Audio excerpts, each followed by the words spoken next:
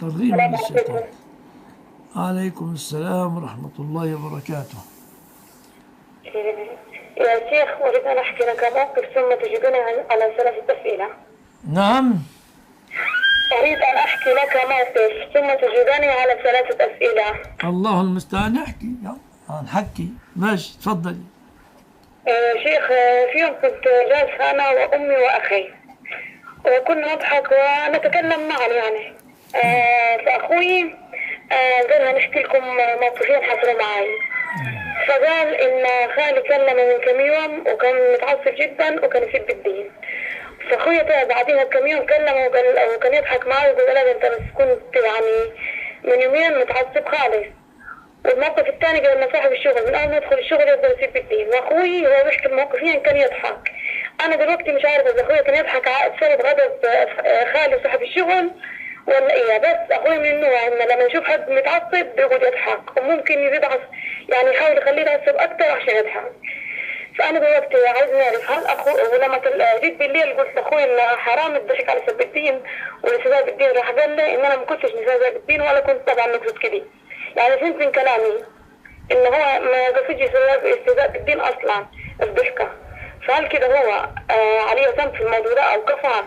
لا، ما كفرش، بس يعني أنت رأيك سديد أنه لا يصلح أبدا الاستهزاء بهذه الطريقة أو الضحك عندما يمتهن الشرع، لا يجوز أبدا.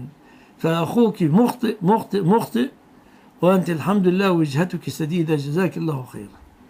طيب يا شيخ، السؤال الثاني. أخوي برضه نفسي صاحب الشغل في مرة اتعصب عليه عشان مش عارفة باين قال له حاجة كده، مش عارفة مش فاكرة قال له. راح أخويا رد وقال إن الكذب قال لازم. هل برضه قال له إيه؟ عفوا، بس قال له إيه يا أخت؟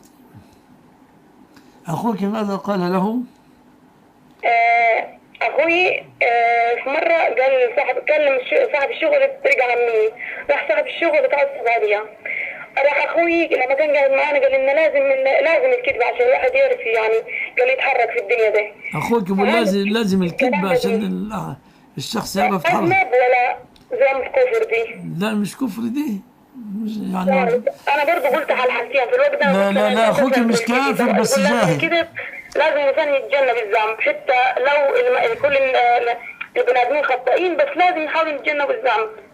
والله أنت بنتي طيبة وعاقلة، أعقل من أخيك. أخوك سفيه شوية معلش يعني، ويعني يضحك في مكان ينبغي أن نغار على دين الله وعلى شرع الله ونغضب لانتهاك الحرمات. لكن الحمد لله أنك سديدة، فوجهي أخاك الجاهل برفق. حاضر، شكرا. الله يكرمك. السلام عليكم. وعليكم السلام ورحمة الله وبركاته. السلام عليكم. عليكم السلام ورحمة الله وبركاته. نعم. لو سمحت يا شيخ، كنت عايز أسأل سؤال. سألي.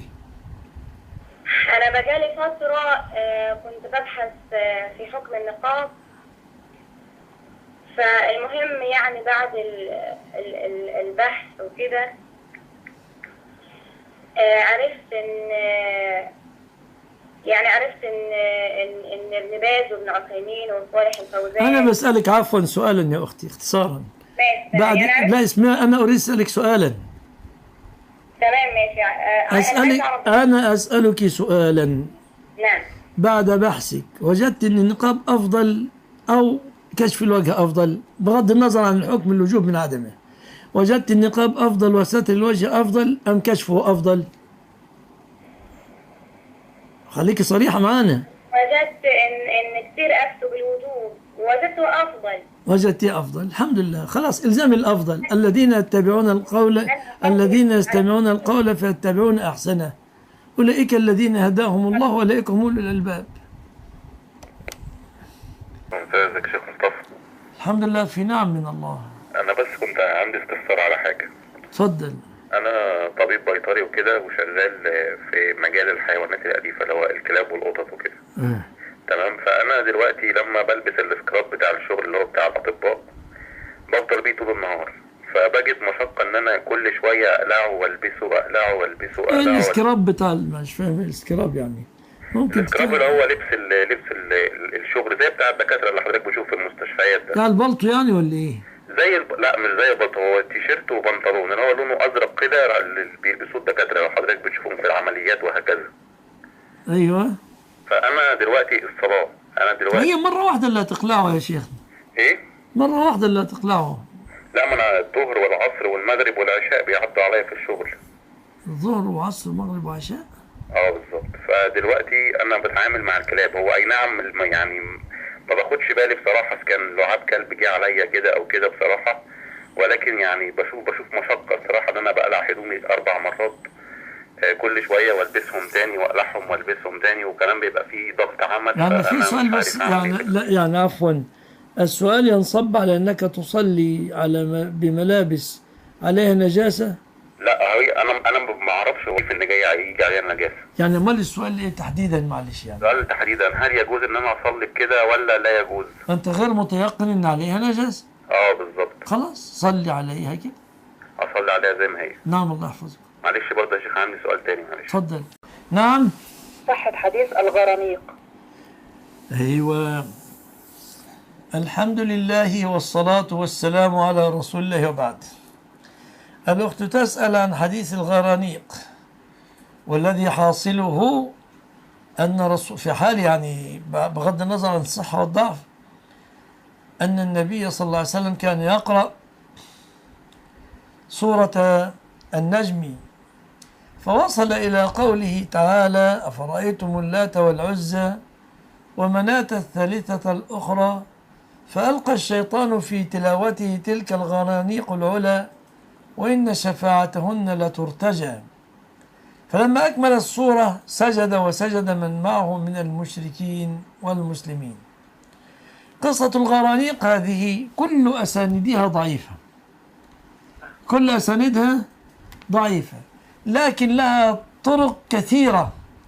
الطرق الكثيرة هذه بعض العلماء يضم بعضها إلى بعض فيحسنها بمجموعها، وخاصة لأنها تتسق مع الآية الكريمة: وما أرسلنا من قبلك من رسول ولا نبي إلا إذا تمنى يعني تلا ألقى الشيطان في أمنيته فينسخ الله ما يلقي الشيطان ثم يحكم الله آياته والله عليم حكيم، ليجعل ما يلقي الشيطان فتنة للذين في قلوبهم مرض والقاسية قلوبهم وإن الظالمين لفي شقاق بعيد.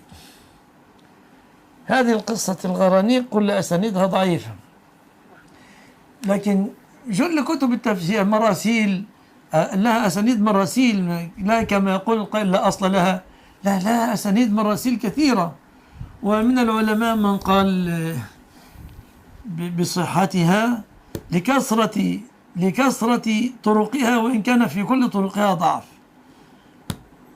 جزاك الله خير. الله يسلمك.